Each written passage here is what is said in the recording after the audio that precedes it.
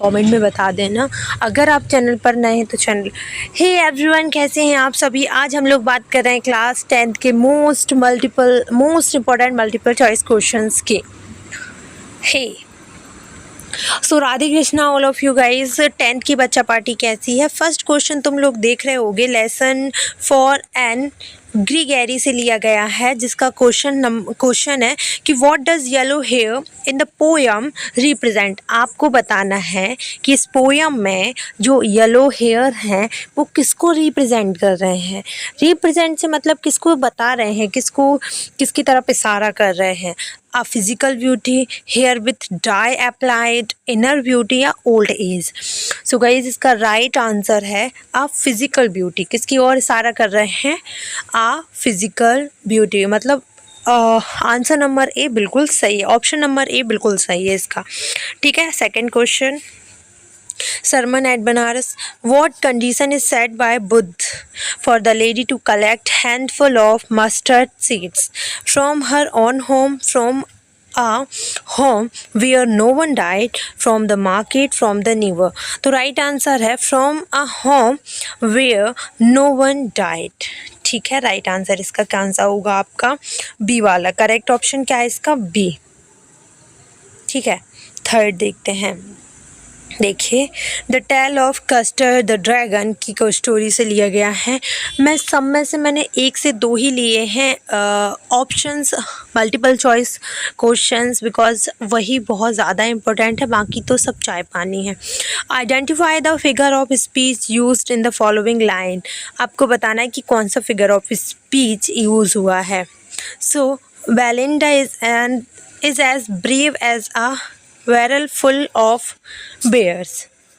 बताओ, पर्सोनिफिकेशन या फिर एलिट्रेशन, मेटाफोर या फिर नन ऑफ दिस। तो इसमें यूज़ हुआ है एलिट्रेशन। और मैं आपको बताऊं कि मैंने आप लोगों को फिगर ऑफ स्पीच की एक वीडियो बना के दी है, तो उसको चेकआउट कर लेना। सारी फिगर ऑफ स्पीच आराम से कर लोगे तुम लोग, है ना।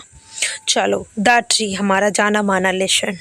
The moon is broken like a mirror. Moon किसकी तरह ब्रोकन है, किसकी तरह है, मिरर की तरह।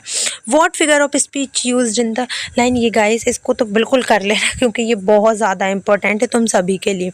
सो आप पर्सोनिफिकेशन, सिमिल, मेटाफोर या फिर नन ऑफ दिस। तो इसका राइट आंसर है simile.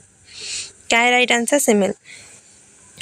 Lesson a baker from Goa में से लिया गया है question number 5। The traditional Goan baker is known as a. मतलब ट्रेडिशन है गोवा का कि वहाँ पर बेकर को क्या बोला जाता है। सो वहाँ पर बेकर को बोला जाता है, बताओ, पैसगिन, वेस्टिन, पैडर या बैकमैन। तो राइट आंसर है पैडर। पैडर बोला जाता है। राइट आंसर क्या है, C, pader. Okay, lesson animals है। लेसन एनिमल्स से लिया गया है ये पोयम। मतलब they do not sweat and whine about their condition, who are they. यहाँ पर ऐसा बोला गया है ना कि they do not sweat and whine. तो ये यहाँ पर जो दे यूज़ हुआ है ना गाइज, वो किसके लिए यूज़ हुआ है। सो ह्यूमन्स के लिए, एनिमल के लिए, पोएट या हिज फील्ड फ्रेंड के लिए, या फिर none of this. So right answer है क्वेश्चन, राइट आंसर है कौन सा, ऑप्शन नंबर वी। बिकॉज आपको भी पता होना चाहिए कि जो एनिमल्स पोयम है उसमें सारी बातें तो एनिमल्स के लिए बोली गई है। तो ये जो दे है ना, वो एनिमल्स को ही आइडेंटिफाई कर रहा है, रिप्रेजेंट कर रहा है। लेसन द 100 रेसेस फर्स्ट की बात करूं तो यहाँ से क्वेश्चन बनेगा आपका, where does Wanda Petronski come to school from. कहाँ से आती थी वांडा, पोलैंड से, चिकागो, बोगिंग, हाँ ये बोगिंग हीट्स या फिर इटली। सो राइट आंसर है क्या, बोगिंग हाइट्स। अच्छा मुझे एक बात बताओ, ये आंसर मत देखा करो, इसको मत देखा करो, इसे बिना देखे गाइस, इसे बिना देखे तो आंसर दिया करो ज़रा, मैं भी तो देखूं तुम लोग कितना बना सकते हो, तुमको कितना आता है, हैं? ठीक है, ये मत देखा करो तुम लोग। चलो देखिए, from the diary of Anne Frank अब आपको from the diary of Anne Frank के बारे में बताना है। जो फर्स्ट लेसन थे ना, एक दो वो हट चुके हैं तो मत देखना, तुम्हारे सर मैडम ने जितने बताए उसमें से ही चेक करना। Anne Frank as a punishment of talking in the class write an essay who gave this punishment. आपसे क्या बोला गया है, एक मिनट ना। वो बहुत ज़्यादा बात कर रही थी अपनी क्लास में, तो उसे बात करने की पनिशमेंट क्या दी गई थी, मतलब पनिशमेंट दी गई थी कि ऐसे लिखना, तो वो ऐसे का टॉपिक क्या था। और वो ये पूछ सकते हैं। इसके अलावा आपको ये भी बोल सकते हैं, जैसे ये क्वेश्चन बना है कि who gave this punishment, punishment किसने दी थी। और ये भी पूछ सकते हैं कि वो टॉपिक क्या था। तो टॉपिक क्या था गाइस, चैटरबॉक्स था। और पनिशमेंट किसने दी थी, हर साइंस टीचर, हर फादर, हर मैथ टीचर, या फिर हर ग्रैंड मदर। बताइए राइट आंसर क्या है। उसके पिताजी ने तो दी नहीं थी, ना ही उसकी दादी माँ ने दी थी। ये क्वेश्चन सिर्फ आप लोगों के लिए कि साइंस टीचर या फिर मैथ टीचर। मैं इसका आंसर पिन कर रही हूँ कमेंट सेक्शन में, लेकिन आप लोग मुझे आंसर ज़रूर दीजिएगा। या तो ए होगा या सी होगा, क्या होना चाहिए बताओ ज़रा। क्वेश्चन नंबर 9 देखिए, द बॉल पोयम में से लिया गया है कि he is learning well behind his desperate eyes. वह सीख रहा था, उसकी मतलब बहुत ही उत्सुकता से सीख रहा था। तो यहाँ पर क्वेश्चन इसमें बना है, the epistemology of laws, what does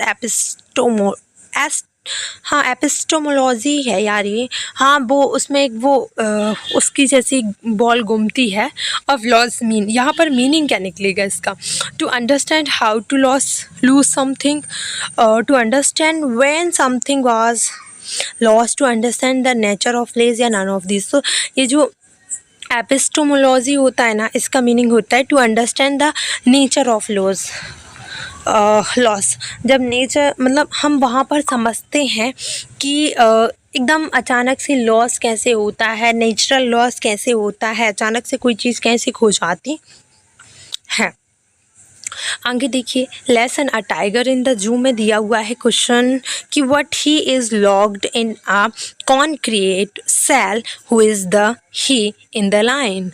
आपको बताना है जो कॉन्क्रीट सेल होती हैं, जो सलाखें जिसे बोलते हैं ना कॉन्क्रीट सेल, उनके पीछे कौन था और कौन लॉक था। तो यहाँ पर तो उसको ही बोला गया है। अ टाइगर इन द जू में ही किसको बोला गया है, द पोइट को भी बोल सकते हैं, पोइटिक मेल है तो द टाइगर को, जो टाइगर है उसको, द ऑन लॉकर, या फिर नन ऑफ दिस। तो राइट आंसर होगा द टाइगर को इंडिकेट कर रहे थे वो लोग कि he is lock in the concrete cell. वो कॉन्क्रीट हो गया था, सेल में लॉक था। चलो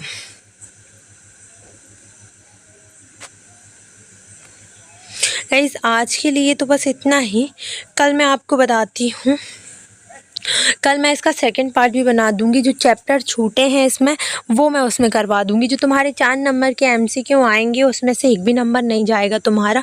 बस इस वीडियो को ध्यान से और अपने परम मित्र के साथ शेयर करना मत भूलना।